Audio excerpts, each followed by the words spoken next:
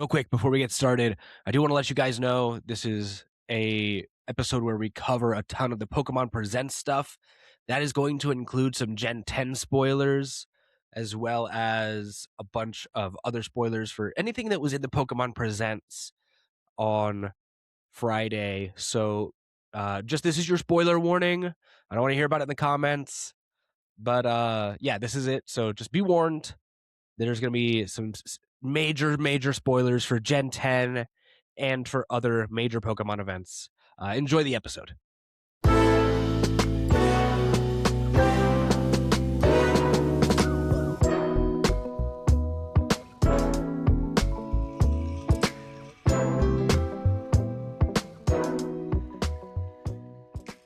You're now listening to N21FM, a Pokemon podcast. I'm your host, Glenn.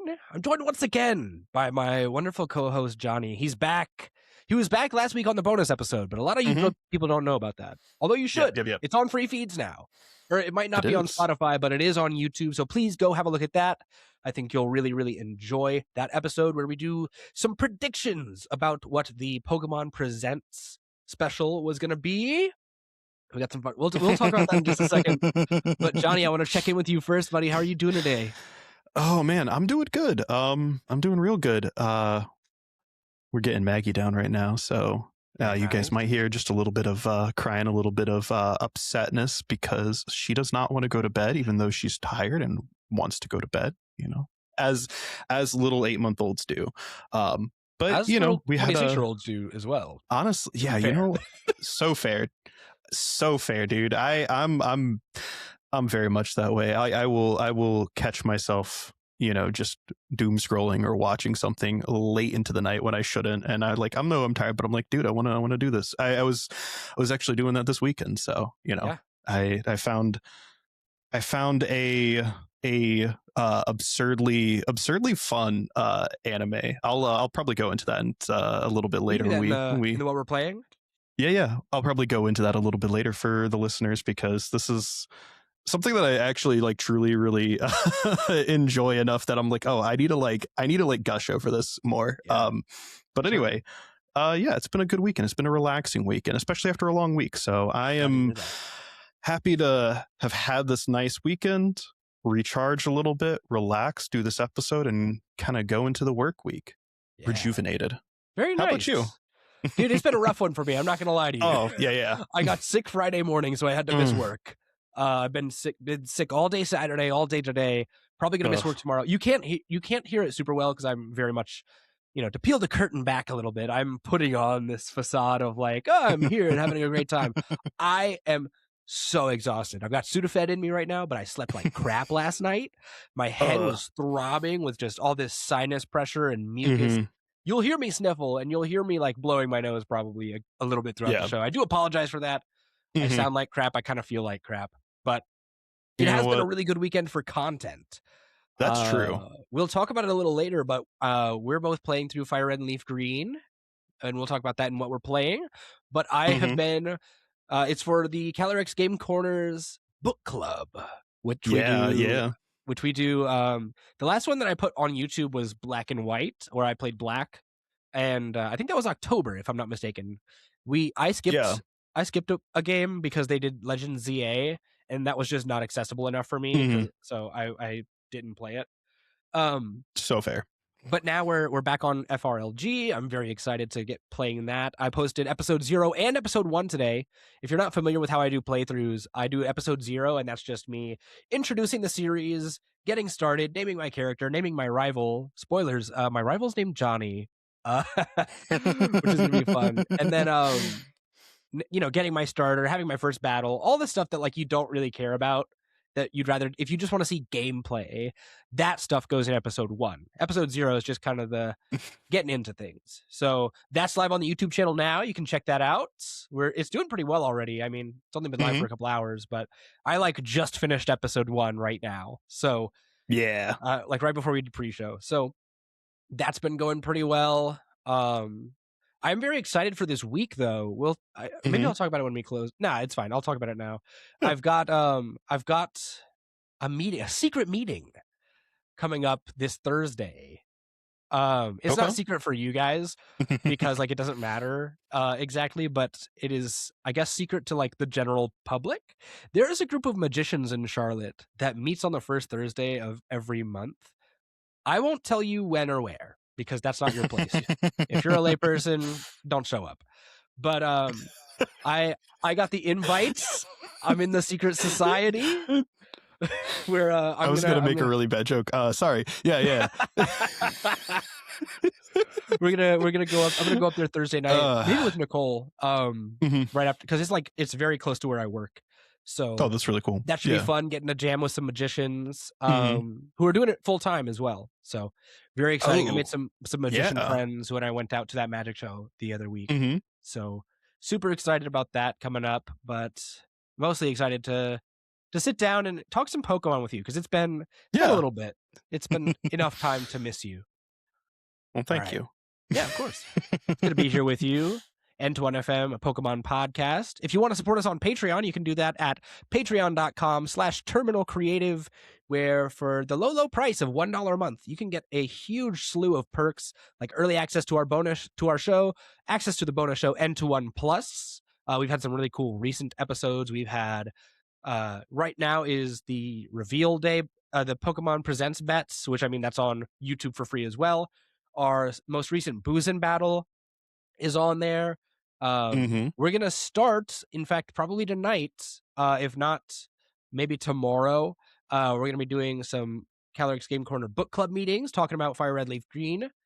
And another recent episode was our top cards of 2025 with For the Win TCG, which was a really fun one to record. Super awesome. Can't wait to talk to him again if we get the chance. That would be so fun. We definitely got to have him back on. So, but yeah, I kind of want to speed through because there's a lot to talk about today, Johnny. So let's just get into the swing of things. Actually, actually, this is fine. So tcgplayer article, we're gonna get back on that. I think it's totally fine. We didn't really get any conclusive evidence from the audience about what they want to do. Just understand that Corbin Hostler, this is the article by Corbin Hostler every week over at tcgplayer.com. This article is frequently inaccurate, and it seems like this one is very much like nostalgia baiting again, although the data seems to be accurate this time, which is unusual for him. So I'll give him his flowers.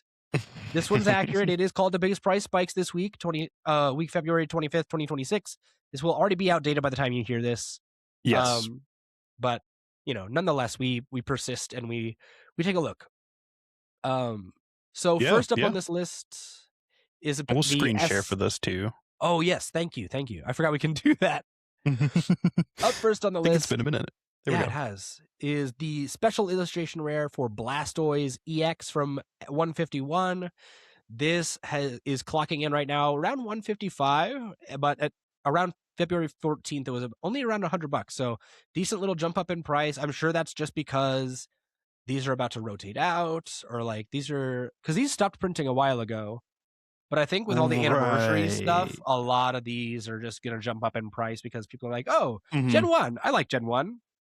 Yeah, for sure. I think it's gonna be any kind of Gen 1 thing right now is gonna be popular because Fire Red and Leaf Green dropped as new releases on the Switch. The anniversary stuff in general, anything that like nostalgia baits is gonna go up. So yeah, that's right.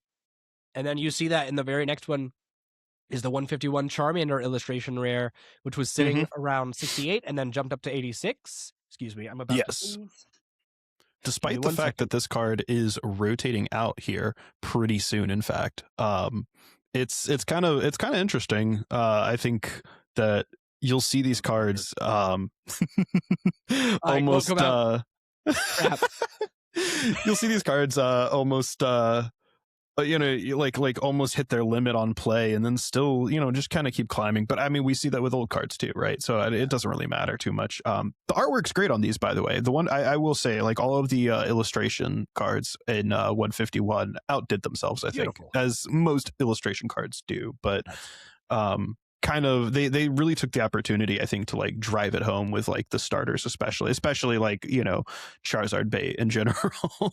Classic Charizard slot, bro. I love it. It's great. Moving right along. I forgot to mention this thing. This thing kind of jumped up a little bit. I'd say earlier this month it looks like it was about at 68, as you can see right there on the screen. Yeah. It's now about 86. Yeah, market price now. I'm using the reference point of where it was February 14th and where it is now. So yep.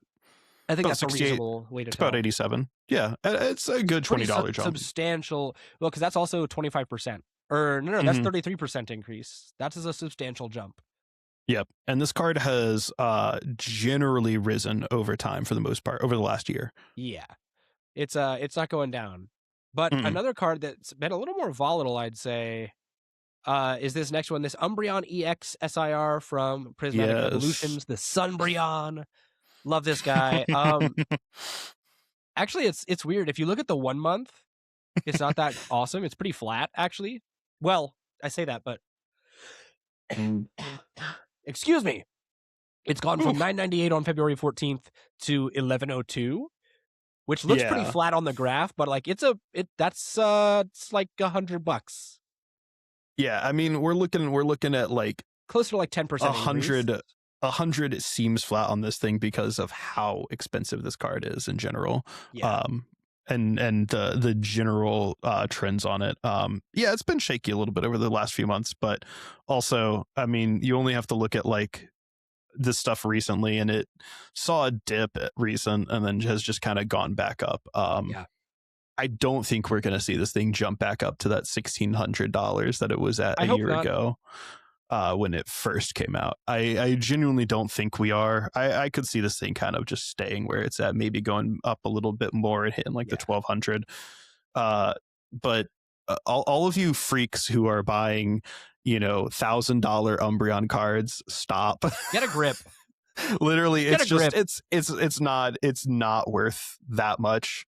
Moonbreon was never worth that much. They're pretty. I get it. Yeah, absolutely. Let's calm down. It looked good. Yeah, for sure. All right. I said what I said. Up next is the Black Star Greninja from the Sword and Shield promos. This guy went from, well, if I'm looking at the same range, from February 14th, it was around 1955, and now it's sitting comfortably at $25.82. So, yep. Decent little spike there. I mean, nothing crazy, but I mean, this is from the Celebrations like era, and with us getting, as we'll talk about in a little bit, another Celebrations-esque set, we're gonna see these cards kind of go up as well. Yeah, I think the Celebrations, the 25 ones, are absolutely gonna jump up a little bit again. I wish this card was in GLC, by the way. This is such a fun card. I wish we could get something like this, truly. Sad. Oh man, I'm pretty sure actually, I don't know if it like fits as a rule box Pokemon, so maybe it still wouldn't work even if it was legal. Yeah. Anyway. Next up is this Mega Gengar. It's more Gen 1 stuff, truly. With the exception of that Greninja, it is all Gen 1, baby. Which is fitting.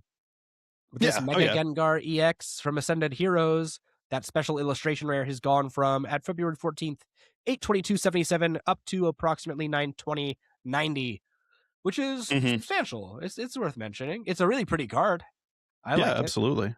And I think this Gengar kind of represents what you tend to see after a set drops, right? This is a Phantasmal Flames card. So, or no, it's Ascended Heroes. It's Ascended Heroes. Yeah. So it's going to have that high starting point. It's going to drop, and then it's going to come back up. And this one will probably go back up a little bit higher than that at some point, potentially. Just because, one, Mega Gengar, two, it's an Ascended Heroes card. Like those in general are always gonna end up being a little bit pricier. Yep. I know I spent $40 on Pokepads recently because I don't want to get left out, man. I don't want to get left out. I need those. I need those so bad. Yeah, it's rough. Yeah, truly rough out here, unfortunately. So yeah, Ascended Heroes cards are going to be kind of pricey for a while. Unfortunate.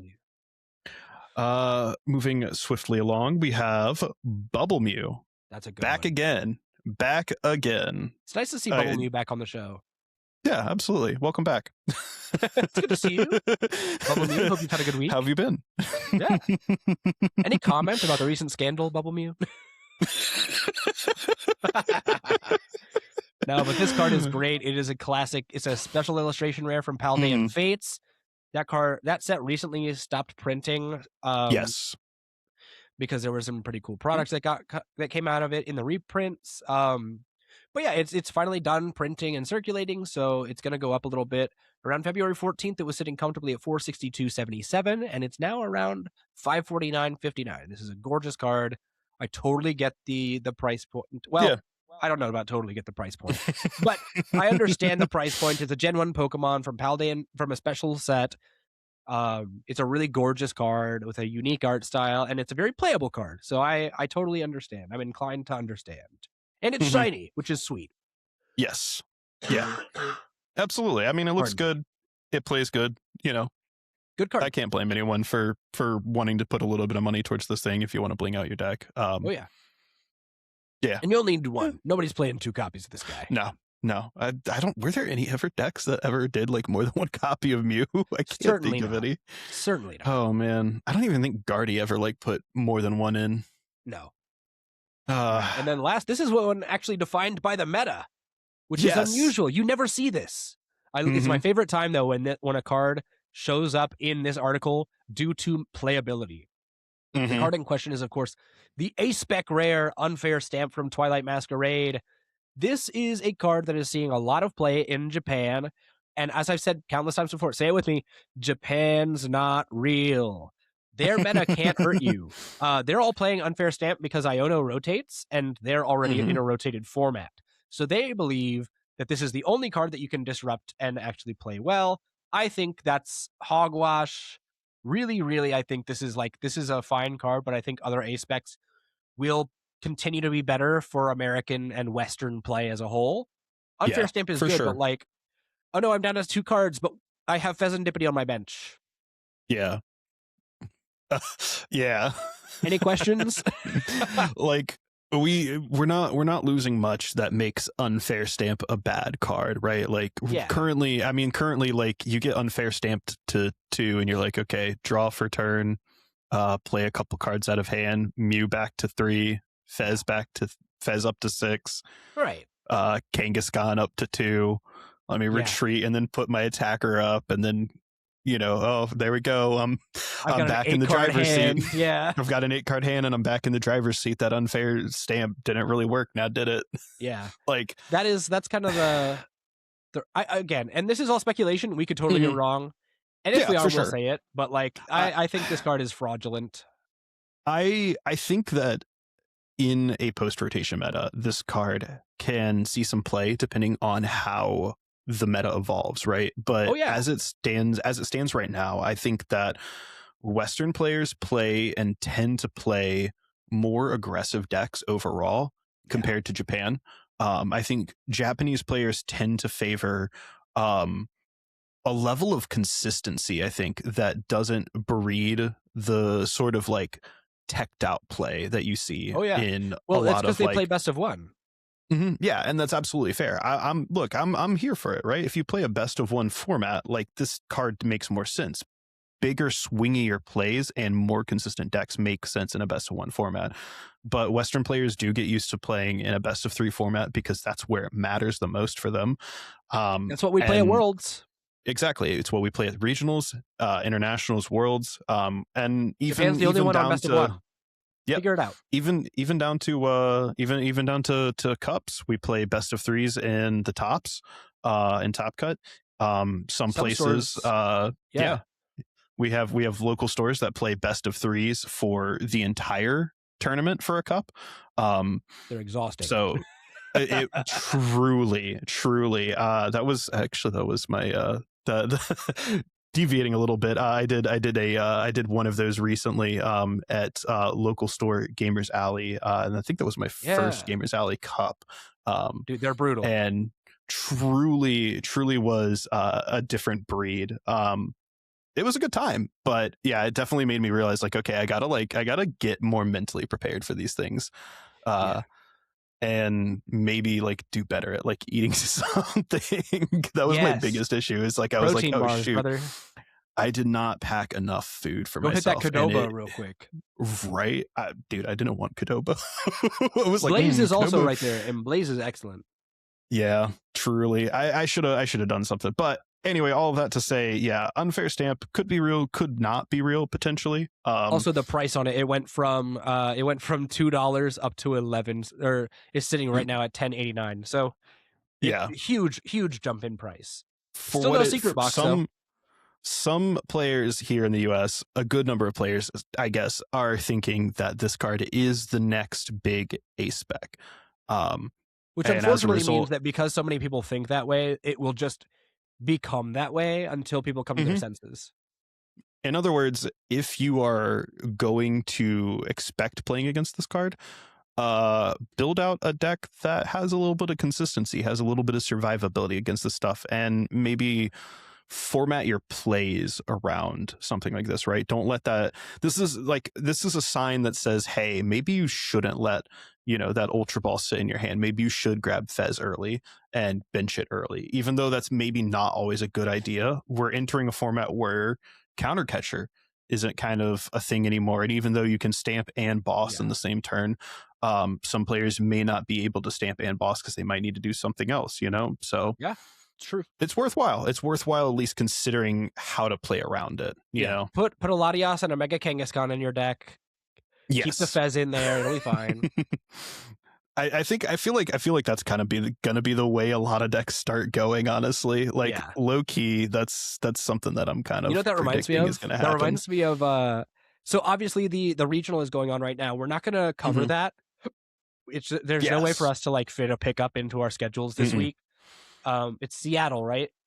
Right. And right now they're still in I think 14, they're in the last round of Swiss, I think, or they're in the first round of Top Cut, one of those two. So we're not going to cover that. We're not going to cover that. But what that reminds me of is the caster predictions. Azul is casting this week for this regional, and when you know how they have their predictions on the two cards they think are going to perform best. His were Boss and Fez, bro. It's like, well, yeah, I guess someone in the caster room needs to tell Azul to like just try a little harder. No, he's right. Right. I think that's hilarious. I think they got a lot more he's eyes not on wrong, but I like the fact that I kind of do like the fact that they get him on, they're starting to get him on there, and that he's just so blunt about it. Like, no, this is like, yeah, of course those are going to be like the two biggest cards. Those are like the biggest cards in general right now. Yeah. But it's just so funny when you have, you're going to have like Wancha who's going to pick like Grimmsnarl and God, I need to think of like something more niche than that. But like Wancha's going to pick like Grimmsnarl and something else, or like Flareon and like Crispin, like we're gonna have Pastors pick that, and then you just have Azul pick literally the cards that are in like 100% of all decks. Yeah, literally. They're in every deck.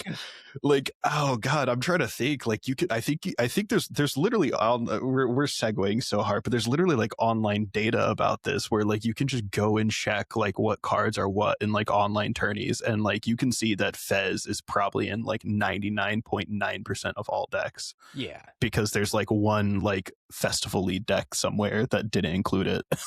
True. That's a single prize deck. We don't put him in.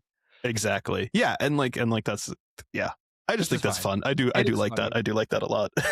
No, but that was funny. I appreciate him doing that. But yeah, so that's kind of the article from tcgplayer for this week. I guess thank you, Corbin Hostler, for putting accurate data on your article this week. I didn't want to like lay into him too hard this week, just because that's been played out. It's fine. Yeah. By the way, of course, this is not financial advice. And you can drop the screen share there, but yeah, absolutely. I don't think they want to keep looking at unfair stamp, but I don't know. They probably don't want to look at us either. But yeah, that's not financial advice. Just something to keep an eye out for. If you have a bunch of unfair stamps and you want to sell them, go for it. Who cares? Let's see what else is happening. Yeah, I have a handful.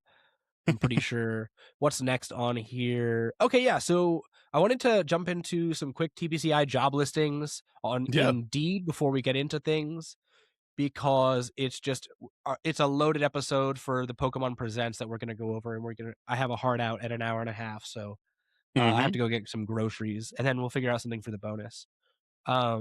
So job listings from TPCI. This is coming from their Indeed page. I'm only going back a full week. So the first one here is an associate product marketing manager, bilingual in Japanese and English for video games. This is stationed in Bellevue, Washington. It's a hybrid position. Interesting to see marketing manager in English and Japanese as far like related to video games. I'm sure that has to do with like upcoming ads for Pokemon Winds and Waves, which we'll talk about soon. Mm-hmm. We've got a manager for PC brand services, bilingual English and Japanese. I think PC in this case means a Pokemon Center. Oh, hold on. So the job title is manager PC brand services plush, bilingual Japanese English. Carry out dual responsibilities, managing the plush development and coordination team. So new plushies, allegedly. Ooh, I think, it's yeah. fun. If that's what that means, then yes, they're getting a new plushie manager, gamers. It's gonna be sick. It's gonna be outstanding. I'm really excited. We're gonna get some good ones. Get ready for that Gekwa plush, baby. that Brout plush. Bro, I'm about cool. it. I'm gonna get the Brout plush. It's gonna be nice. That's a very good one. We've got an automated retail technical operations manager or engineer. I'm sorry. Again, a Bellevue, Washington position.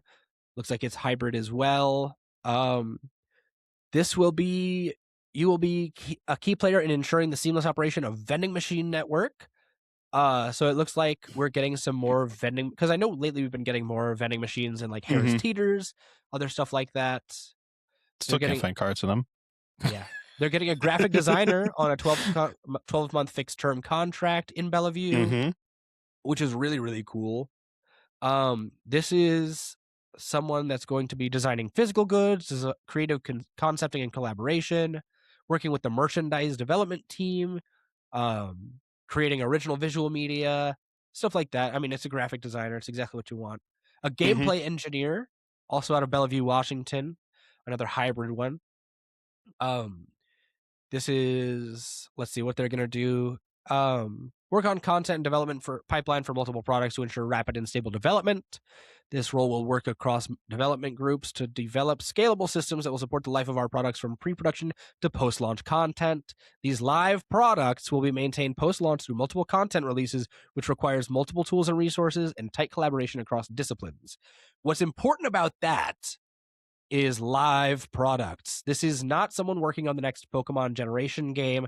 This is somebody working on Live or Pocket or Master ZX or Sleep or Unite even. Like these are the live service games that they're getting a gameplay engineer for. So nothing crazy in that regard, I don't think. Let's see. This is a senior product manager. Is another job. Automated business retail business operations manager. I think what is this? This is a lot, actually. There's a lot going on. I'm not going to go into that. They're looking for a senior program specialist on contingent labor. This is somebody who will lead requirements in gatherings, discovery, design, and implementations of contingent labor operating model. Lead and facilitate cross-functional work groups with partner with legal, procurement, IT, people team, and other stakeholders to develop and implement operational processes. This is all like corporate speak. Yeah. Excuse me. But like lots of this is a program specialist. What do you think it is? And then a senior manager for event security and safety. This is a big one. The job summary is you're a senior event leader responsible for defining our ongoing and future event security and safety strategy. This position will be accountable for security and safety deliverables for TPCI events globally, leading and working with cross-functional teams and external partners across several markets to achieve both program and project goals. This role is a traveling role with both domestic and international 20% of the time, with this position serving as a security lead for our largest, highest impact events. What this means is that we're getting, hopefully, a security bump at ICs, at Worlds, at Regionals, and at Pokemon XP. Yes. Very good. Honestly, Yeah. that's nice to hear that they're gonna bump up the way they handle things like that, especially with the issues we've had this year I was just with thinking that. entry, with security Yes. entry, even from like, it's not even of a standpoint of like safety, where I don't think people felt unsafe at events. It's more the fact that we're just having an issue with moving people through events, and Yes. that's, I think, the bigger problem. So Right. it's Well, nice and to hear that they're working on that. they're going to be working with Gaming Gen presumably, Mhm. and Yes. And any other if any other, hosts yeah, as well. hopefully, please get another TO. For NA, yes, please, absolutely. But it does sound like, Please. because they're going to be going international, it does It's gonna sound be like they'll global. also be working with other security teams in other countries as well, for other regionals and ICs. So It'll be like my friend Henry, who was Mhm. working on NAIC and Worlds last year, Right, because his exactly. company got staffed by day 2. Yeah, exactly. But that's cool. I'm excited. Any thoughts on any of these jobs? I know we kind of sped through them, but if you have anything to say No, about them. only thought I was having for it just popped up, but genuinely, TPCI has some cool benefits. If you look at like the Dude, yeah. benefits on some of these jobs, like, I mean, 401k matching is awesome. Family leave is really, really nice.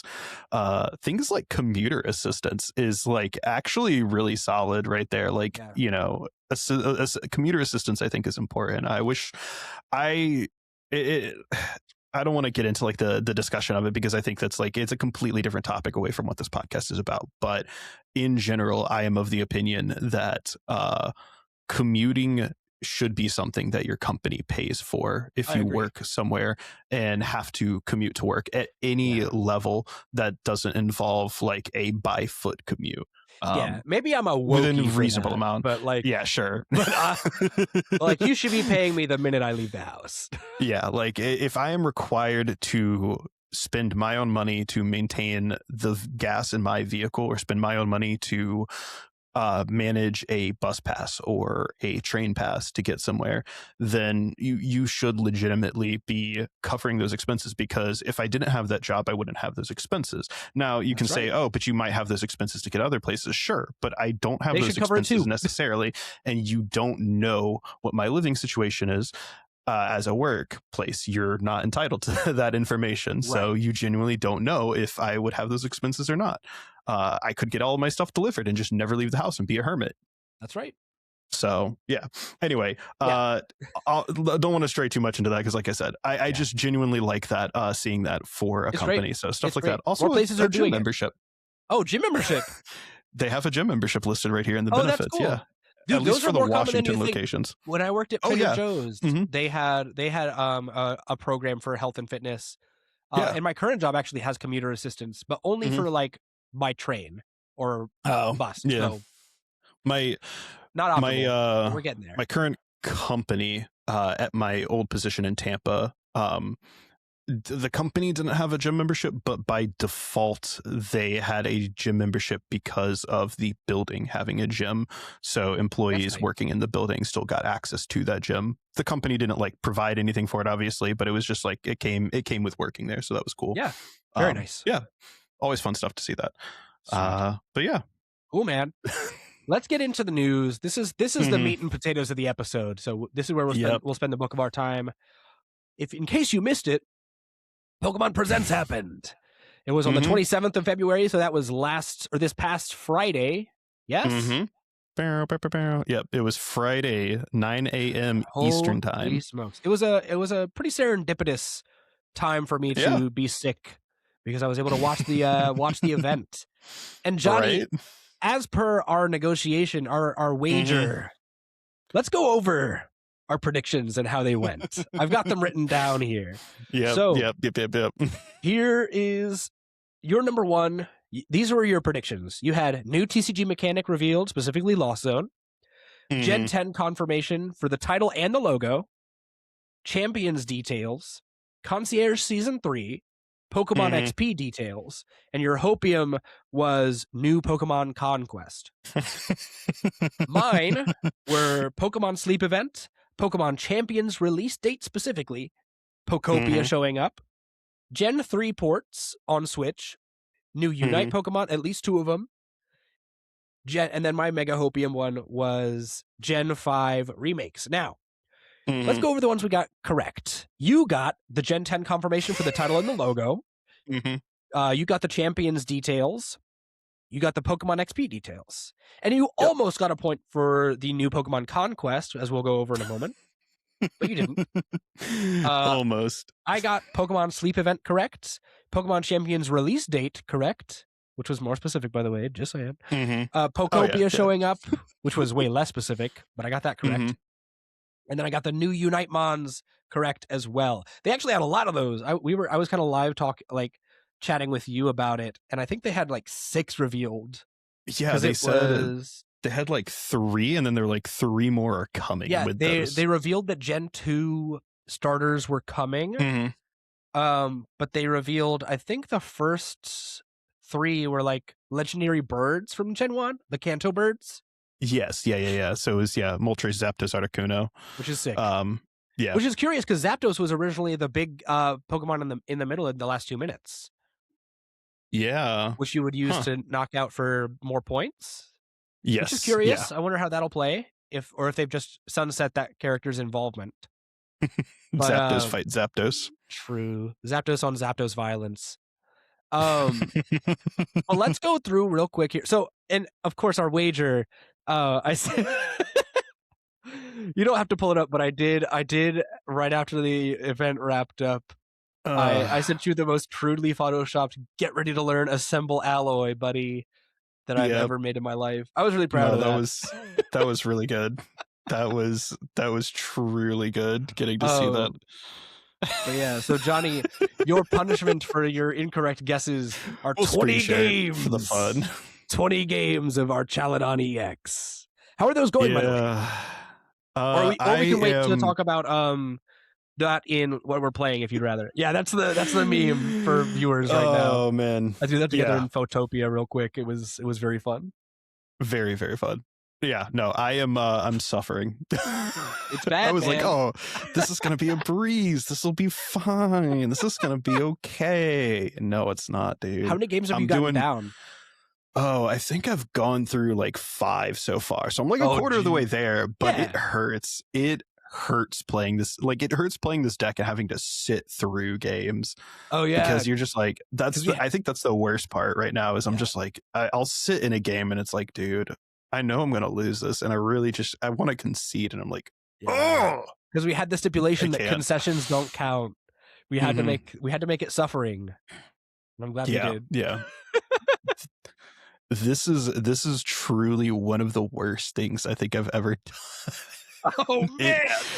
The deck is not fun to play. It's so one-dimensional. It's always been a pretty one-dimensional deck, to be fair, but it is so one-dimensional right now in a way that's just like, it doesn't do enough. Truly absurd. It doesn't do enough damage. It just kind of sits there and looks at you, and then for whatever reason I didn't put a Relicanth in the deck when I probably should have. But like, even then, if you put Relicanth in there, like, it doesn't matter, dude. They slap it and you're like, all right, well, I guess I'm doing 80 plus whatever this damage is, and it's probably still not KOing. Like, unforked. It really is not a good deck, unfortunately. I'm like, I've done 4. I think what I might do is I might try to play 5 games each of like different versions of it. That's just smart. To see how that works out and maybe give myself a break here, because the first 5 was with a Poison Arch deck, and it is not good. I'm literally doing better just by leaving Tetrarch in the active and like sitting there. Like, I'm like, I'll maybe assemble Alloy like once a game and still do better in those ones than I do trying to get Arch out. So, well, you're taking it like a champ. I'm very appreciative of that. So you're a graceful loser, and this kind of gives us like a gauge of like how brutal is too brutal for future predictions. So, we'll see in the future. I think this is healthy. I think if we had gone with our prediction of like needing to do Pocket, I would have hated myself. Yeah, that would have been bad. Well, Pocket's just not fun either. It's not something that we can really do. So it is what it is. All right, let's get into this Pokemon Presents then. Now that we've discussed the terms of your your debt to the content. Because of course we're going to be talking about that more in the what we're playing section and this, that, and the third. It's going to be a lot happening. I assume you have a train coming through, which is why you're muted. So let's talk about this Pokemon Presents. They started off actually very, very weak, in my opinion. Oh, we're good. Okay. They started really weak. There was a Pokemon Red and Blue game music collection where they released a Game Boy jukebox with a bunch of cartridges for different songs. This product was a product. I don't, dude. You know what it oh my god, I'm forgetting what those things are called. I don't know if you remember these or if they were like maybe just a little bit ahead of like your time, but the those little handheld like mini boombox things with like the little like disc cartridge. Okay, exactly so what you're talking about. I can't remember what they were called. I'm sure if I had my wife here, like she would 100%. She'd be in the background like correcting me, yelling this, so she would know 100%. But it's like it just reminded me of those things where like you put it in and then you like press a button and it played like a clip of like bye bye bye or something. Yeah, like on the worst audio you've ever heard, the worst quality you've ever heard, fried speaker you can imagine. Brutal. And it's just like you could literally like just have a better experience with a CD player and a Walkman. Just get a Walkman at that point. Oh my god! Yeah. But yeah, that's kind of what this reminds me of. But you know, it's also nostalgia bait. So this is not for me. People will eat it up. Yeah, I'm sure somebody likes it. Not for me. Moving on, we got some Pokemon XP in the 2026 World Championships. They were going to be held simultaneously in San Francisco. We got some more details on that. They talked more about what the World Championships would be really than XP would be actually technically, which is kind of interesting. I was expecting more XP, but they were really hyping up the way that they wanted the championships to be like viewed. And I mean, like the fact that they're like, oh yeah, like the finals are going to be held in this arena and it's going to be bigger and better than it was before. It was a great year. I'm kind of excited about that, especially because like that, man, if anyone is like listening to this or watching this and you didn't watch Worlds this past year, do yourself a favor and just go check out like some clips, right? And like the floor, the lighting, the floor especially, dude, that battle stage where they had the screens on the floor. Even just like the regular proceedings with like Cam Steady doing a performance and all these other really great things, which by the way, I need to get him on the show. I think I might have reached out already, but I'm going to make sure I have because he'd be awesome to have on. But I think he's touring right now, so it'd be hard to schedule. Either way, I want to try and get him on the show. But like it was such a beautiful Worlds. That has to be the new standard for Worlds, at least for like finals, because that was just so gorgeous. Like I don't even know how you top that. Exactly. That's what I'm saying is like you literally you can't go back. You can't go back now. Like it is impossible, I think, dude, we're gonna for them to go to regress in any possible way. Like if they do, people will be so disappointed. Yeah. 100%. All right. We got a nothing burger for Pokemon TCG. Yeah, we're gonna get some 30th anniversary products. We're gonna get a specialty set with some cards like Crystal Lugia with Amazing Rare Raikou, which will be good if you're playing GLC. Yeah. Or no, is he banned still? Oh yeah, he's still banned. Oh no, dang it. Well, I guess if they're reprinting it, if they're reprinting it, I think Mahone will unban it because he has that rule about if it's new, he'll like because they were talking about that with like double colorless energy coming out at one point. But interesting. We'll see. Maybe he'll unban it. Maybe he won't.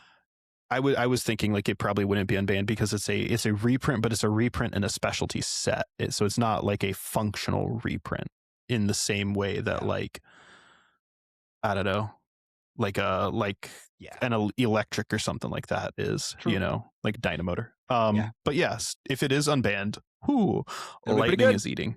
Lightning is eating. Indeed. Once again. But yeah, other than that, they didn't really reveal anything. They showed like two arts of like Mew and Mewtwo, and then no details about what those would be.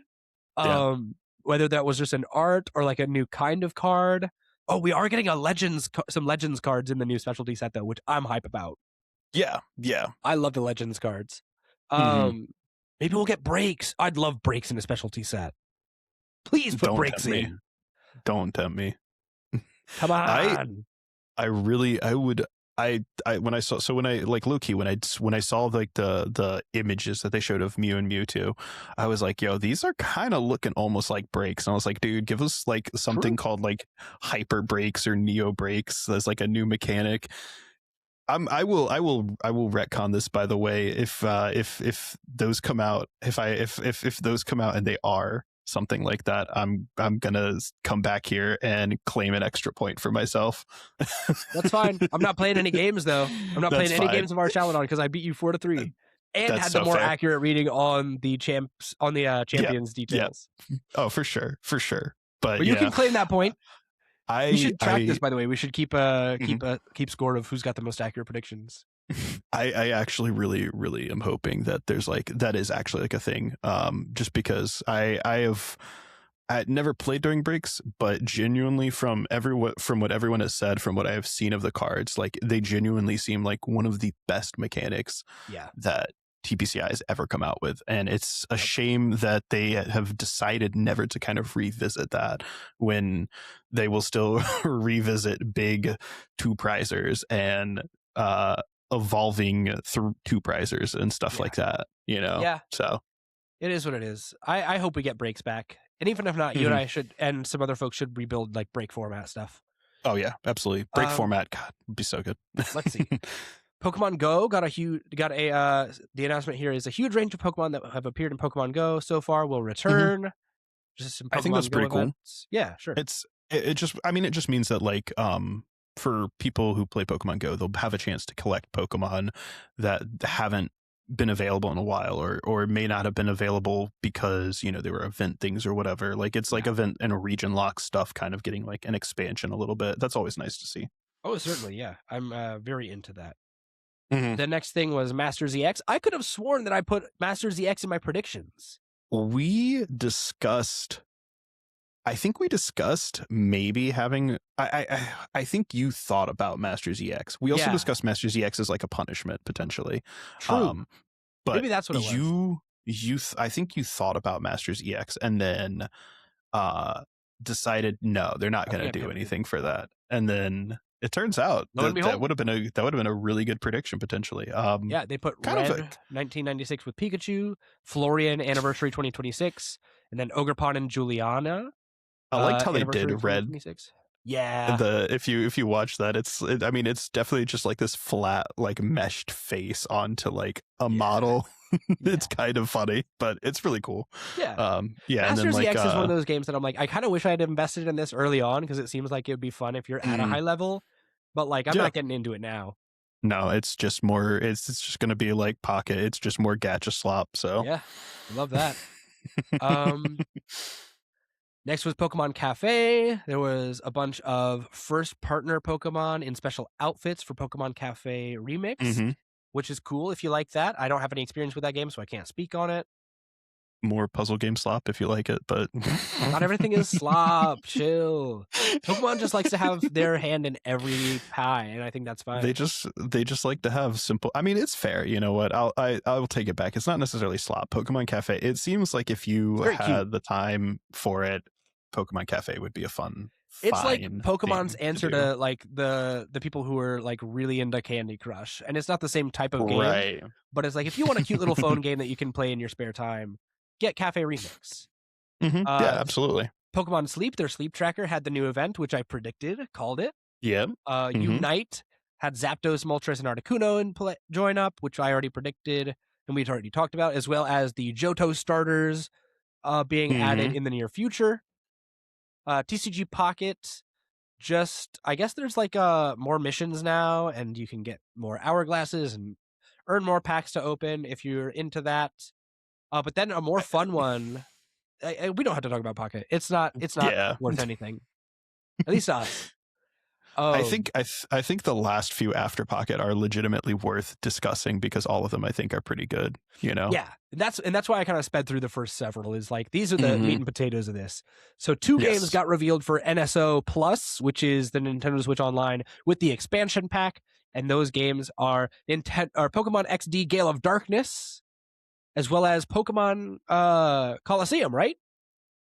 No, I think it's just Gale of Darkness. Was I it think it's just just Gale Gale of of Darkness. Darkness? Mm-hmm. I could have sworn there was another game being sent over. Or Conquest. Conquest. No, Conquest was what we talked about. They did not put that in. But Conquest is a DS game.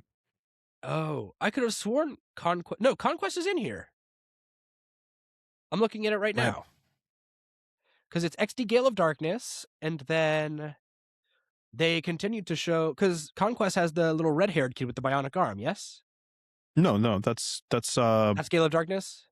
yeah. No, Oh, that's never just mind. Coliseum. That's just Coliseum. Okay, then they revealed Coliseum also for NSO, because that's in this reveal. Is it? I think Coliseum's already in NSO. Is it really? Is it not? I don't know. Maybe it is, maybe it's not. I'm sorry. I haven't had NSO for a little while. No, it's fine. It's fine. I haven't had it for a little while, so I genuinely don't know. Oh, this is still Gale of Darkness, because this has Shadow Lugia. I'm tripping, bro. My bad. Sorry. Inaccurate information. That's on us. I do my best, you know? I'm one guy. No, it's okay. I'm one guy. Give me a break.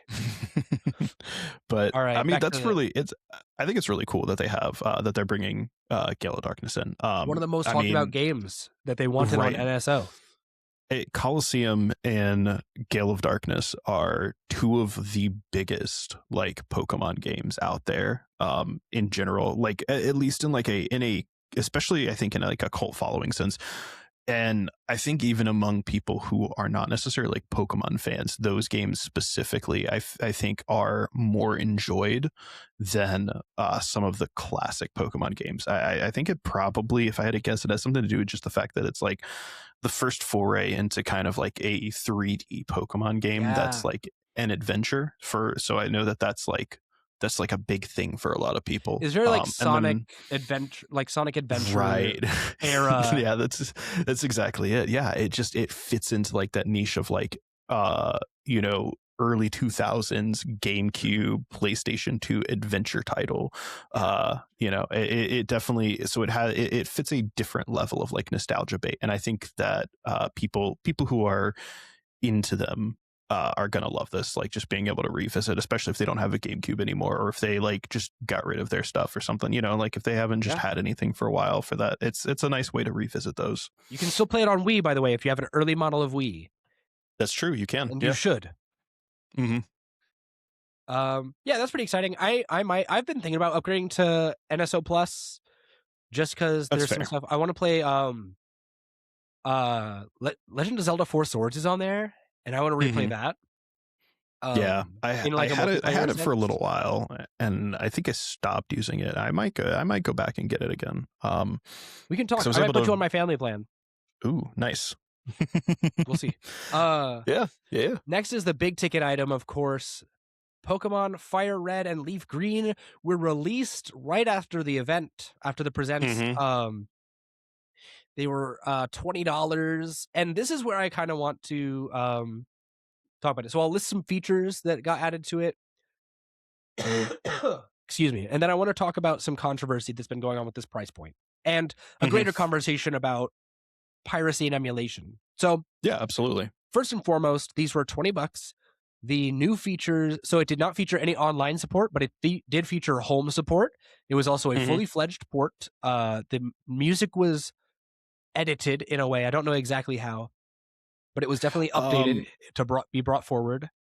Yeah, it sounds, having played a little bit, it sounds like it's definitely like upscaled GBA music, right? Yes. Like it doesn't sound like it doesn't sound the way that it used to sound, even if you like run it through a speaker. If you get like one of the old cartridges and run it through like a proper speaker with like good audio quality, it still sounds better. Definitely upscaled audio. Also, home integration is huge. You can transfer Pokemon from this game into home, and then from there into Champions, which we'll talk about. But like, this is it's a great way to experience Fire Red, Leaf Green for pretty affordable, I'd say. I think $20 is like the most I'd pay for this product. But and this is where we'll kind of start. I don't think I missed any features, did I? None that I know of. I don't think did they add online trading with like friends, or was it No simply online, but local wireless. it is local wireless? Okay, cool. Yeah. Yeah. So you and I will have to trade in person. Mhm.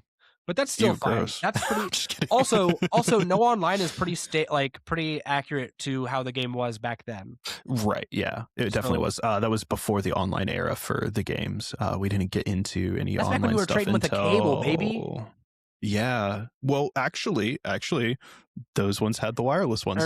Remember, Fire Red and Leaf Green. If you got them on the release and the original packages for them, the early releases came with the wireless cable. Yeah. The wireless adapter for the Game Boy Advance. So that was the big thing about them, which was like one of the things they like really highlighted. Actually, I think it's even in the trade animations and the battle animations. If you look at the old ones, yeah, in you those can games, see it on there. Mm-hmm. Yeah, they like highlighted that. So I think I do like the fact that it's kind of like a throwback to that a little bit, like local wireless being the application for trading and battle for this one. It's kind of nice. All right. Yeah, certainly. But let's talk about this controversy. So there's been a lot of rumblings online, a lot of grumblings from the community about how $20 is too much for this 20-year-old game. Mm-hmm. Mm-hmm. And I'm going to state my opinion plainly, and then we're going to break it down because there is nuance to this, right? Yes. So this is like the harsh upfront. If you can't afford $20, you don't need to be worrying about Pokemon right now. That is correct. If you are unwilling to spend $20, you don't really deserve to be playing Pokemon at this point, or at least these entries into the franchise. Here's what I mean by that. So I am an avid fan of video games as a whole. I have at least one, I think I have multiple friends now who work in the industry. I'd like to think I'm pretty informed about what goes on in the industry. And people seem to forget that porting games is not easy and cheap to do. Right. That's the first thing, right? So you already have to pay for developers to port the game, add updates, because they added some things. I don't know what all of them were, but there were some minor things. I think they updated some percentages. I think crit rates changed a little bit. Obviously, the music was upscaled. Content filter. Really? There's a content filter now?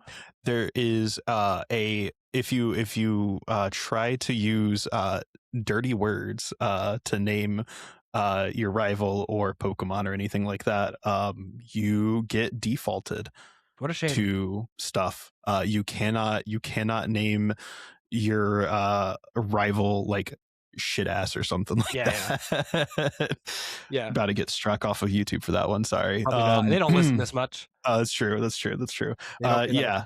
You just now hit 100 subs, so it doesn't matter.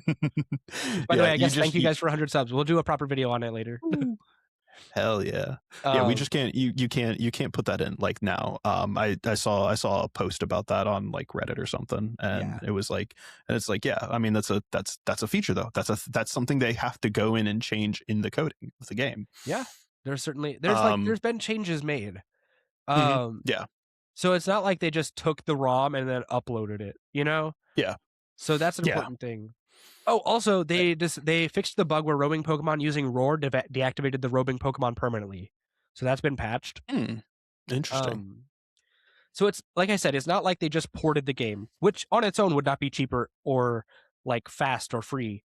Right. So they ported it. They added some updates. They brought it to parity. They included home integration. Now, here's what I'm not saying. I'm not saying, oh, I would have bought this no matter what price. There would have been a point where I'm like, okay, this is kind of ridiculous.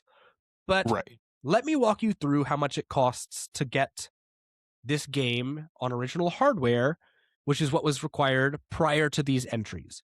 And I'm very recently acquainted with this because I very recently bought a Game Boy Advance and Pokemon Ruby. So same gen, same hardware. I spent, and this is after I sold some cards to this game store. I spent $100 on a slightly scratched up Game Boy Advance SP, the cheaper model, because there's two models of GBA. One has the lights in front of the screen, the other has it behind. I learned this very recently. And then a physical copy of Leaf Green, I think they had it listed at that store for about $160. So you're looking, Oof. yeah. So Oof. now if you're playing on the original Game Boy and not the Advance SP, I didn't look at those prices, but you're probably still paying around $100. And you have to get the thing. You have to get the cartridge.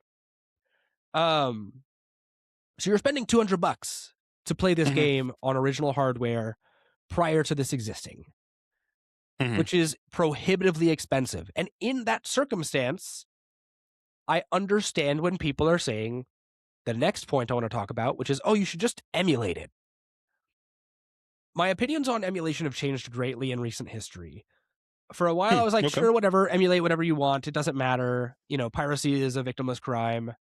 But then I remembered that there are people who pirate things like day of release. And right. Here's the thing. Emulation, I think, is totally fine when you are emulating products that are either defunct, no longer supported, or prohibitively expensive, right? So getting an original copy of Pokemon and a Game Boy is expensive, prohibitively so. Right. You can get a reproduction, but you're still having to pay for the console, which is expensive.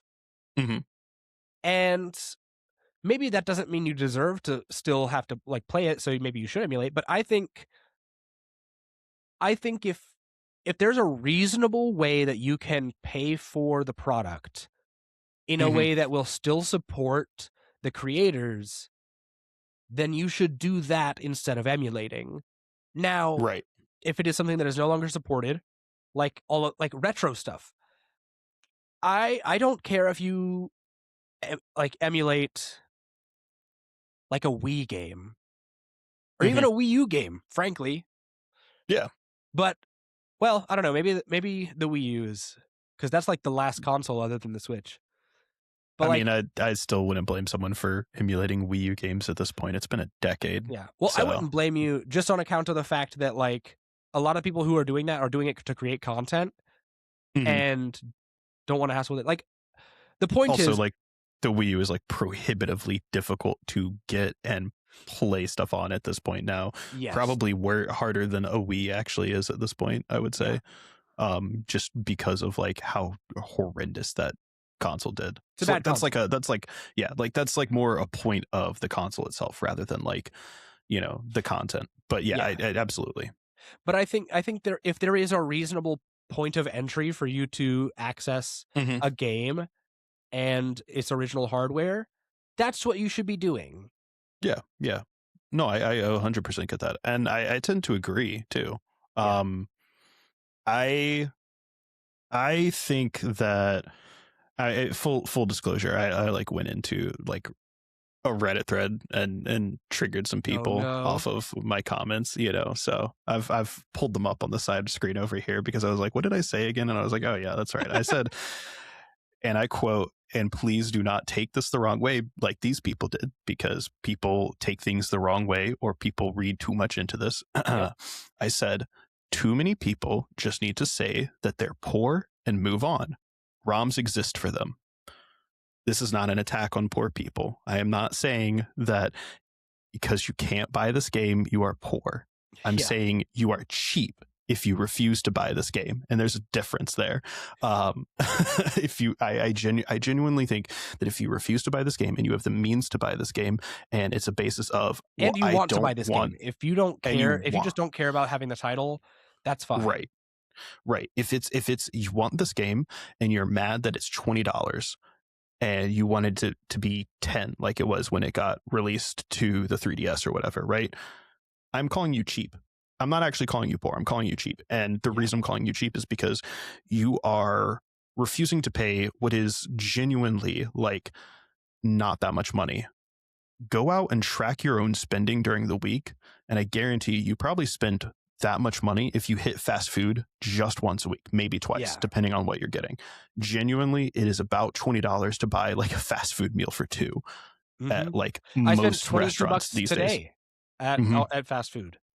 Yeah, absolutely. Crazy. It's a testament to the fact that I think I mean, that's just a testament to the fact that like capitalism sucks. But it's more to the point that $20 is really not an unreasonable amount of money. I think it's No. a perfectly valid and fine amount of money, and people complaining about that are complaining because they just don't want to pay that. And it's fine if you don't want to pay that. Like we said, Yeah. just go get the ROM, go get the ROM, because it's totally fine if you just want to go play it on a ROM, and then it's not any money, right? It's not any Yeah. money. You can go play your PC or whatever. You can put that on the Steam Deck, dude. If you got a Steam Deck, Sure. put it on there. Who cares? Now, Well, I don't if know. you can't I think you shouldn't be. I think you shouldn't be emulating it when there's now an accessible way to get it. I mean, yeah, absolutely. I think that's It's like also to the point that it's like, if this is like, if $20 is too much for you and you're complaining about me saying that, or anyone else saying like, hey, you shouldn't be worrying about this because $20 blah blah blah poor whatever.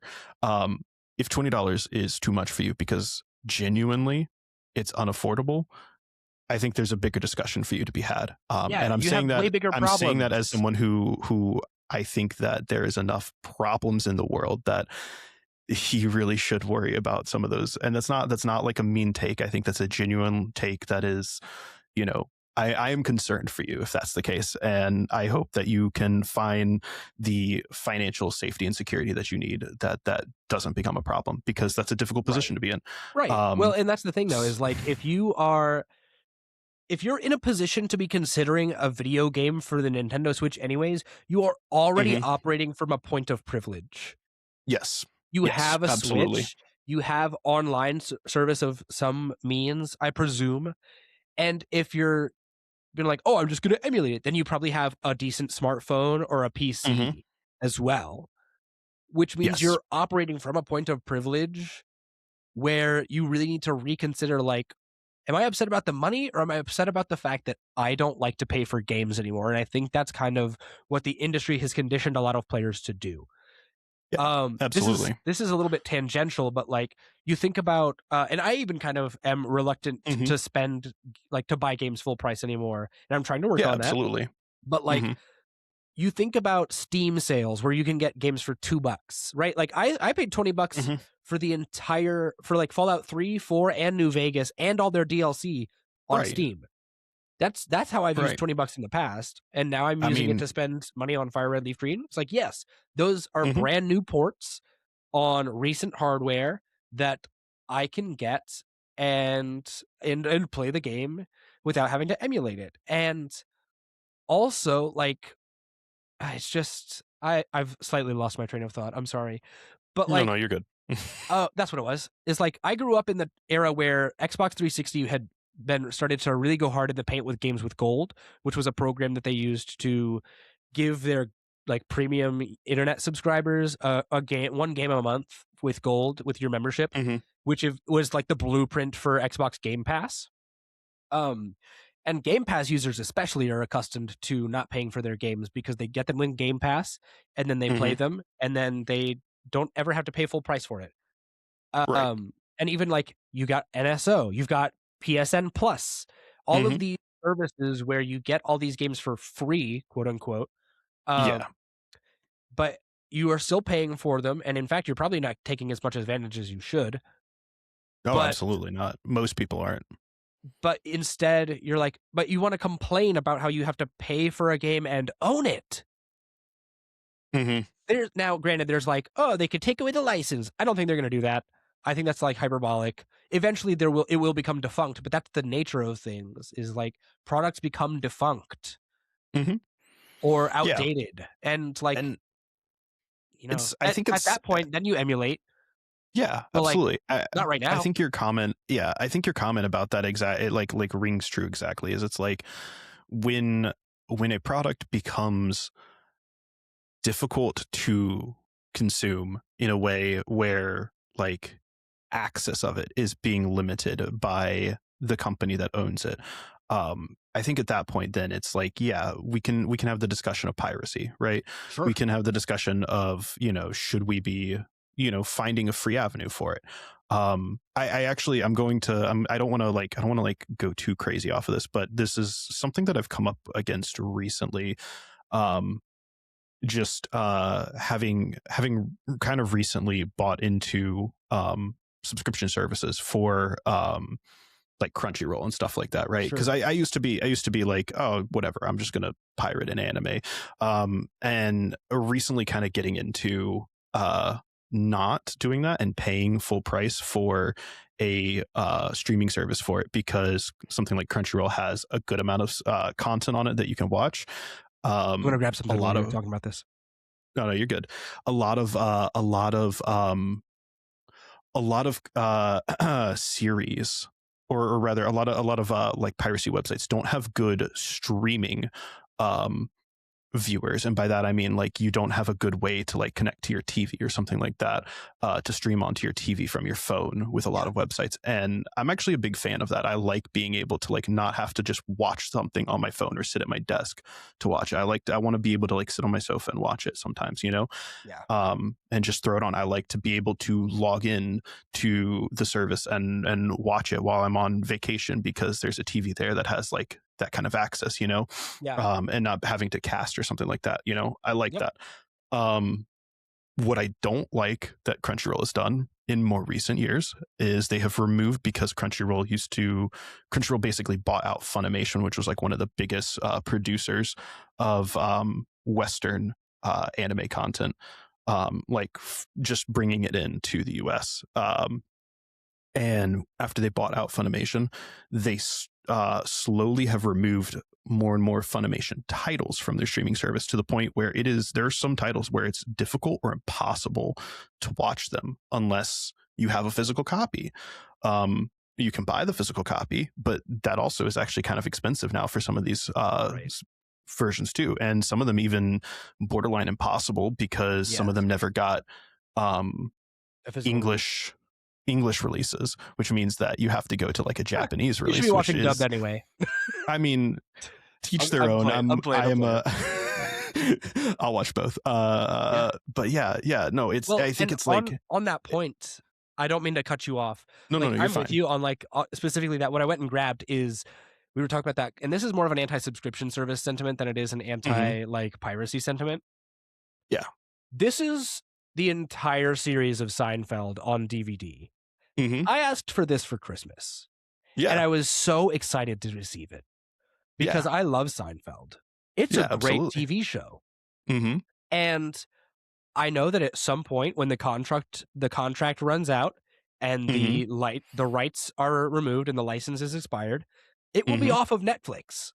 Yeah, absolutely. So I have And the physical media now in order to have some foresight. I did the same I did the same thing years ago with Scrubs. Huge classic. Scrubs fan. Huge Scrubs That's fan. nice. And so I've got every single season, including the bad season, on DVD. Okay. Well, multiple DVD, like the season DVD season releases. And so it's like, it's one of those things where, like, to me, that's worth it. So if content is worth it for you to the point where you aren't happy with something like this, with a game being re-released like this, then I think it's in your best interest to pay the money that you think it's worth in order to get it. And I think that you should be more interested in paying more money to get it in its original format, if that's the case. And I know that's difficult for some people to do that, but unfortunately that's the way it is if you're not happy with this and you want the more authentic experience. Yeah. If you don't, and you have the ability to buy the game, I like this version of it, I think you should, because it's $20 again, and it's not very much. Just go get it.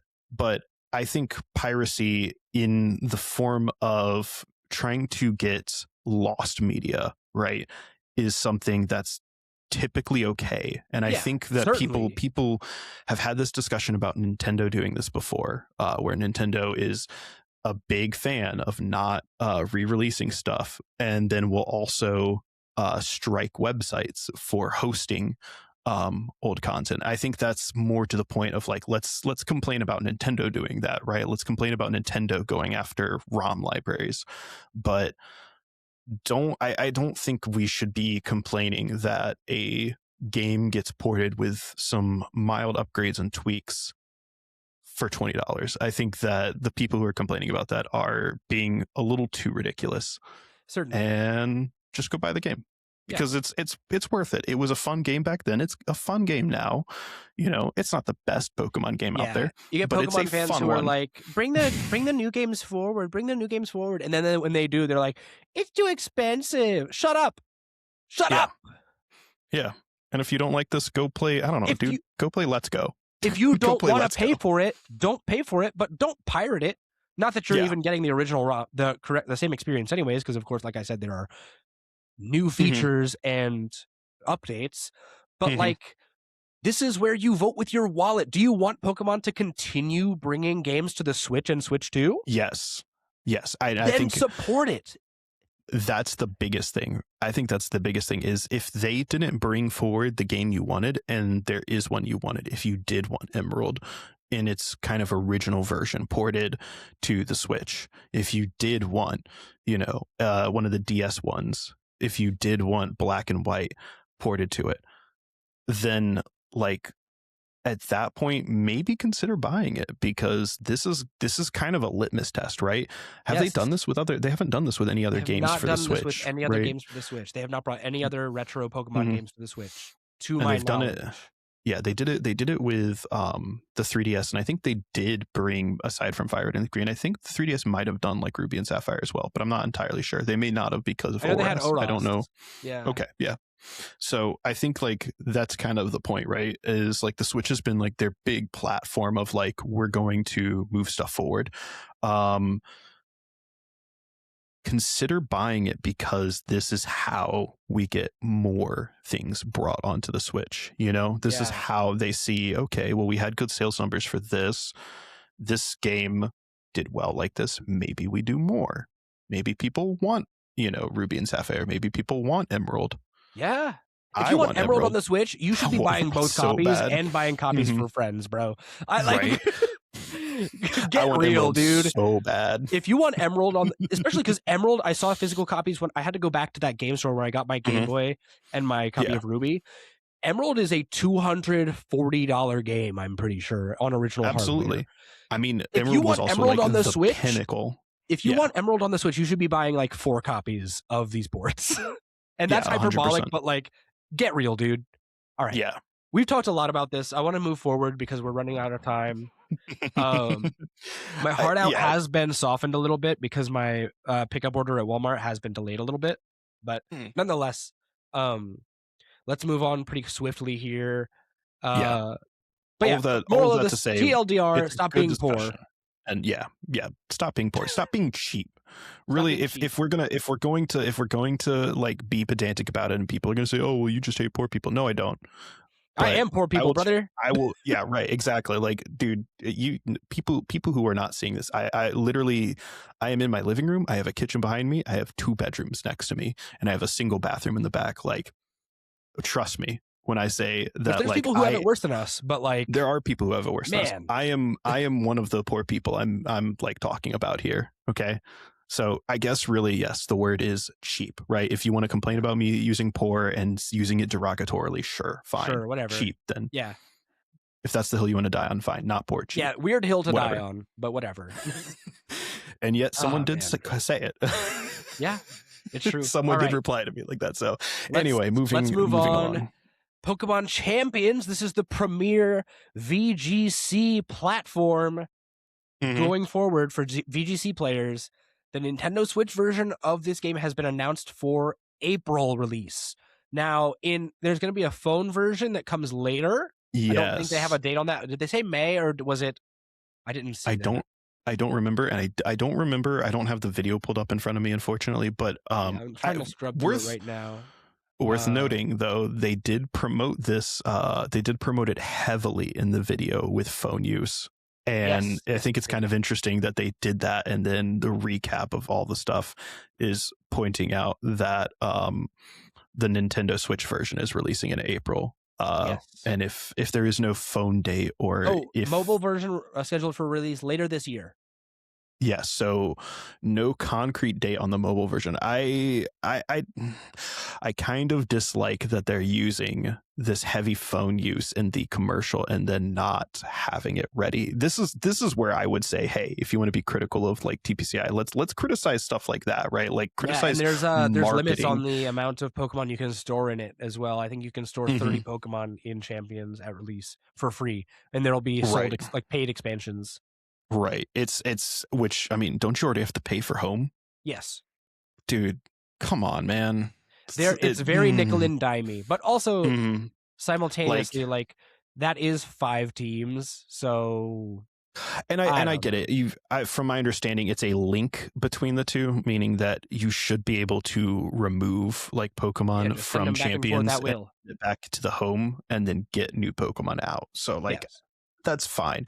Listen, we already know you're playing Incineroar and Rillaboom on your team anyways. So that's 2 slots that you're guaranteed every time. Yeah, exactly. It's literally just going to be Incineroar. It's going to be Rillaboom. It's just going to be... It's going to be maybe Blood Moon. and a Moongus or something like that, potentially. If you're running some kind of whack team, you're gonna have an Ogerpon on there of some kind. Yeah, sure. You know, like that's less. I know your game. I'm familiar with what you're doing. It's gonna be a Landorus. You know, like, yeah. Get real. I don't. Yeah, no. I think like now that is greedy on the Pokemon on Nintendo's part, but like regardless, yeah. My complaint more is, like I said, just the fact that they did this big promo with it, with a video showing a lot of mobile usage, a lot of mobile phone usage, and then are not going to have it mobile available until later in the year. And like that's where I want to be critical of it, is like if you're going to promote the product in its entirety in the way that the promotional material, you know, shows the use of it, right? Like that's a real thing. If your product isn't matching your promotional material immediately, I think there's a little bit of an issue with it, right? Certainly. In this case, I get it. It's like, well, you know, it is matching it somewhat, but it's not, right? Your promotion of it is not for April. Your promotion for it is really going to match what later in the year is supposed to be, which is fine. I take less umbrage with it, because I mean, ultimately that's the same as like at a state of play being like, oh, this game is coming out on PlayStation this year. PC release will be later on this year. I think that's fine. I don't take as much umbrage with it, but I get where you're coming from for sure. But again, like, look at the top several tournaments. Here's half your team right now: Incin, Rapid Urshi, Rillaboom. Put on a Fluttermane. That's 4 slots. Pick your other 2, and then you've got 15 alternates that you can put on your team. I'm playing. It is still very greedy, but like, but that's what you should be complaining about. The landscape might even change quite a bit, because remember, it's going to also include Mega Evolutions, Terras, and I think Z moves are also in there, right? in there, and Dynamax. Yeah, sure. Dynamax, really interesting. Okay, so. Yeah. That might not be confirmed, so don't quote me on that. But I know Z moves, Megas, and Terras are all in there. Right, exactly, and that create. I mean, Megas and Terras together is going to create a new competitive environment in a very interesting way. So, yeah. Speaking of Mega Evolutions, for Legends ZA, Mega Garchomp Z got I guess officially revealed. I thought we knew about this guy. I thought so too. They were posting about him, and I was like, "Oh, are we getting something new?" And it's like, "Oh no, it's just Mega Garchomp Z, I guess." Yeah, I was like, "Oh, he's here."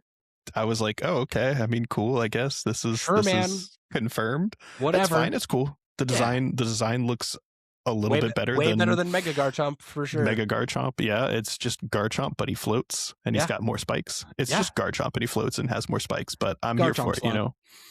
I mean, listen. The Mega Evolution Z Pokemon, most of them are slop. I think the only like real Mega Evolutions, I don't care. Lucario is cool. Lucario is pretty cool. I actually look. I love Edge, right? I love a good edgy dude. The Absol, John loves the edging? Absol Z. The Mega Absol Z, that guy looks sick, Yeah, right? he's cool. I'll have like you know what, waiter, I'll take 10 of those. Yeah, he's a cool guy. I like him. He's cool. This angel wing bro Sephiroth looking. It's very Sephiroth coded. Yeah. Yeah. But yeah. So yeah. that's the only thing for the Mega Dimension DLC. Mm. And then the last thing I really wanted to talk about was Pokopia. Yeah, very cool. Pokopia. So a lot has been revealed. Oh, what? One more thing after Pokopia. Oh, yes. Oh, geez, we have so much to cover. I know. So let's go through Pokopia quick and then talk about Gen 10. And then I guess speed through what we're playing. Right. Sorry. Jeez, dude. Okay. Pokopia had a first reveal of a new Rotom Stereo. Looked sick. Yep. There's also DJ Rotom. Yes, and now a Greedent named Chef Dente. Dude, I was dying at that. I love he's that. so cute. I love him. Just some new features coming to Pokopia. It looks like it's going to be more of an expansive world than just having an island to go to. Seems like you're going to have an almost Minecraft type of deal. Right. I was thinking it was going to be just like a Pokemon version of Animal Crossing, right? Yeah, but they added to it. They had like you could go to your friends' worlds. You can play prop hunt and hide and seek. Dude, prop hunt on that was so sick. I saw the reveal. I was watching Squids' stream while it was happening. And it was like, oh, it's hide and seek. You can play as your character or whatever. And then it was like, dude, imagine prop hunt in this. And then you saw the transformation from the tree into the Ditto. Well, that's right. I was when I was watching it, I was like, they're like, oh, you can play hide and seek, and I was like, wait, does that mean it's prop hunt? And then it was like, and then they were just like showing them, oh, it's behind here, oh, they're behind there. I was like, oh, okay, so it's just hide and seek. And then I saw the barrel. I was like, oh, it is prop hunt. It is prop hunt. That's so sick. Yeah, super fun. This looks like a game I'm very inclined now to get a Switch 2 as soon as I'm able to, especially since there's been recent conversations about Nintendo considering to increase the price with global tariffs and inflation and the increasing price of components. Yep. Oh, excuse me. Clint's dying. Sorry. I tried to mute. I hope I muted in time. No, you did, definitely. Okay. But yeah, it looks very cool. I'm excited to play it. The new Rotom is sick. I want a Rotom. I want the Rotom stereo card. I love that guy. Yeah. All right. And then anything else to say about Pokopia before we kind of no, nothing else about Pokopia. Hello, Cassie. Oh yeah, Cassie's here. Cassie's here for the last little bit. Hello. All right, last thing. Gen 10 was finally revealed. Pokemon Winds and Pokemon Waves. The leak was real. Yeah. Sort of. The leak was real. They showed a trailer at the very end, showing some really cool stuff. You have different outfits for your characters. There is 2 new Pikachus eager to help you on your way. There is a girly pop Pikachu, and then there is, as Johnny coined the term, there's Kid Rockachu ready to help you out. Bro. That guy's weird looking.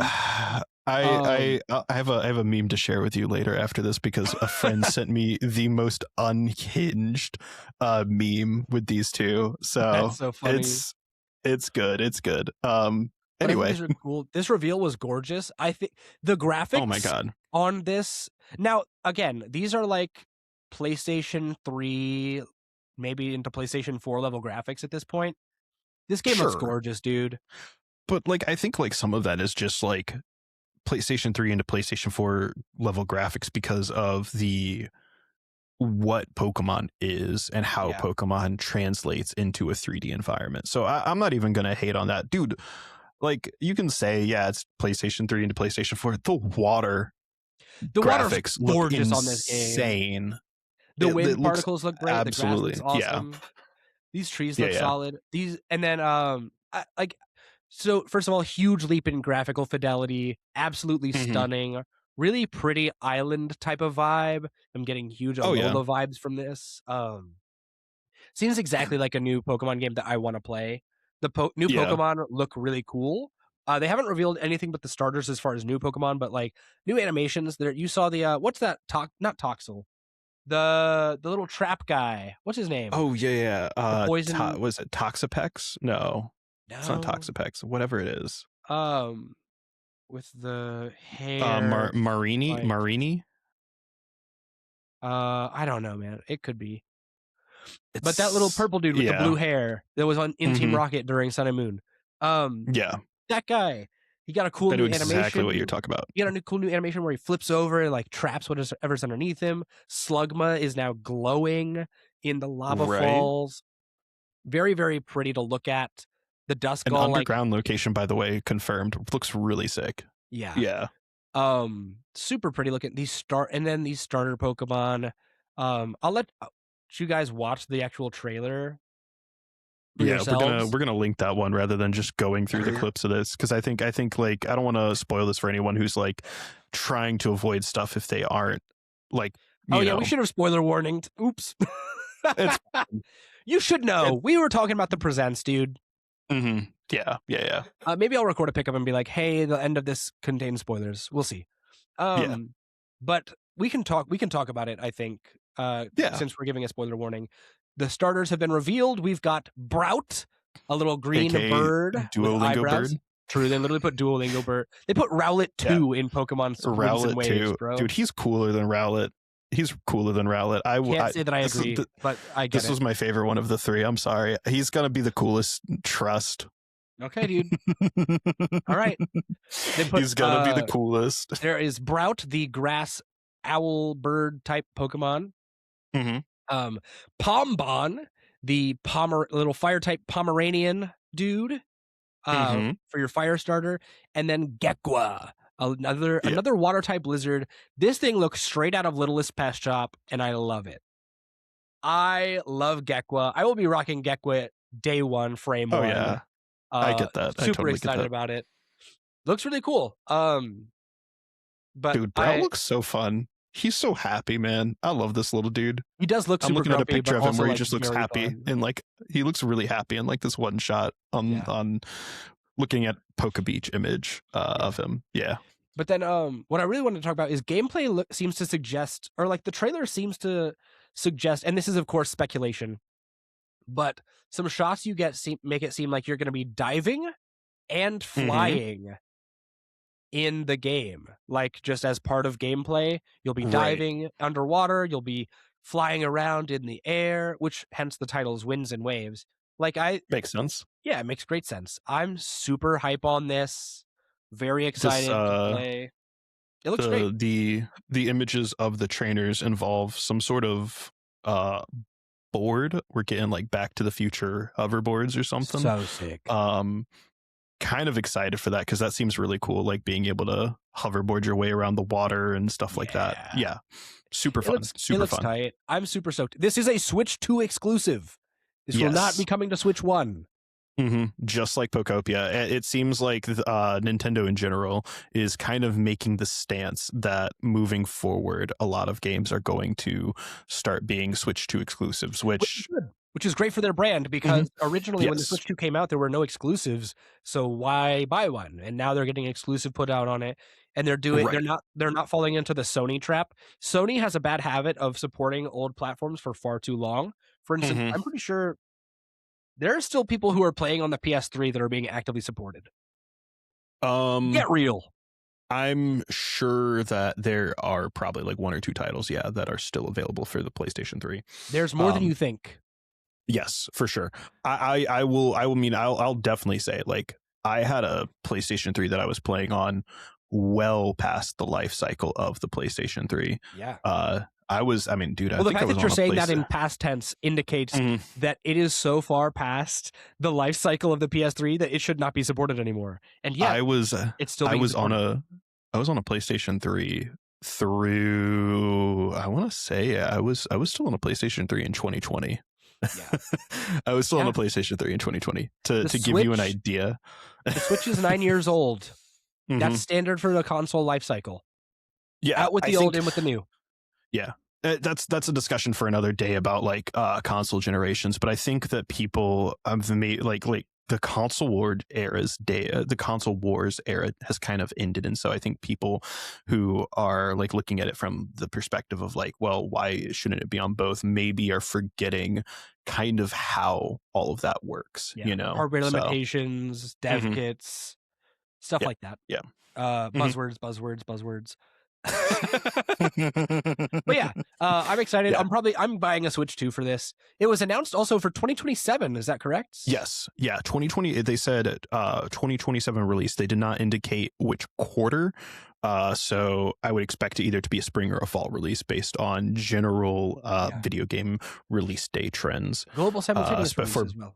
Big titles. Yes. Global simultaneous releases too, which might actually indicate maybe a spring release if I had to guess. I want to say that because Japan's fiscal year starts in April. Pretty much everything in Japan starts April 1st. If you look at like the way that they handle stuff, it works based off of, for them, it works based off of seasons, because spring is a season of beginning and rebirth and stuff like that. And I'm just playing. Oh yeah. No, I know. But it's like, it is, I think that it's a very good, I think something like that is a very good indicator for a early to mid-April release, if I had to guess. I'd be so down for that. Mm-hmm. So down for that. Keep an eye out a year from now, you know? Yeah. If you don't have a Switch 2, I'd say go ahead and get one. Like, with the way hardware is looking to be, highly recommend grabbing a Switch 2 as soon as is reasonable and responsible for you and yours. So right. Yeah, absolutely. But yeah, that's all of the presents. Geez. Anything else to say about it before we move on to what we're playing and then wrap? No, not really. Other than it was a good presents this year. Awesome. I mean, presents. like I'm sure like pretty much every year is pretty good, but this one was a really good one. I didn't really have too many like issues with it. I wish there was more TCG coverage. Yeah, I wish we'd gotten something. But you know, I get it, right? They use the presents heavily for like video games more than they use it for anything else. So yeah, totally fine still.